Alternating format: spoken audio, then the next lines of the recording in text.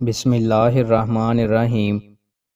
رسول اللہ صلی اللہ علیہ وآلہ وسلم نے ارشاد فرمایا، تم لوگ ہر ایک کے پیچھے دوڑنے والے نہ بنو، یعنی اگر لوگ ہمارے ساتھ بلائی کریں گے تو ہم بھی بلائی کریں گے، اور اگر ہمارے اوپر ظلم کریں گے تو ہم بھی ظلم کریں گے، بلکہ اپنے آپ کو اس بات پر آمادہ کرو کہ اگر لوگ تمہارے ساتھ احسان کریں تو تم بھی احسان کرو، اور اگر بدسلوکی کریں تو تم ظلم نہ کرو۔ رسول اللہ صلی اللہ علیہ وآلہ وسلم نے ارشاد فرمایا، رشک کے قابل تو دو ہی آدمی ہیں، ایک وہ جسے اللہ تعالیٰ نے قرآن دیا، وہ دن رات اس کی تلاوت کرتا رہتا ہے، اور دوسرا وہ جسے اللہ تعالیٰ نے مال دیا، وہ اسے دن رات خرچ کرتا ہے۔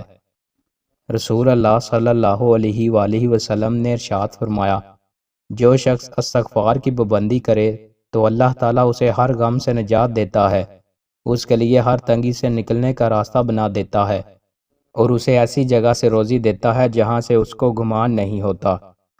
رسول اللہ صلی اللہ علیہ وآلہ وسلم نے ارشاد فرمایا، تم لوگ اپنے اوپر عصمت کو لازم کر لو، اس لیے کہ وہ بینائی تیز کرتا ہے اور بال اگاتا ہے۔ رسول اللہ صلی اللہ علیہ وآلہ وسلم نے ارشاد فرمایا، سوتے وقت عصمت کا سرما ضرور لگاؤ، کیونکہ اس سے نظر نگاہ تیز ہوتی ہے اور بال اگتے ہیں۔ دوستوں، مزید اچھی ویڈیوز کے لیے ہمارے چینل کو سبسکرائب لازمی کریں۔ بہت شکریہ۔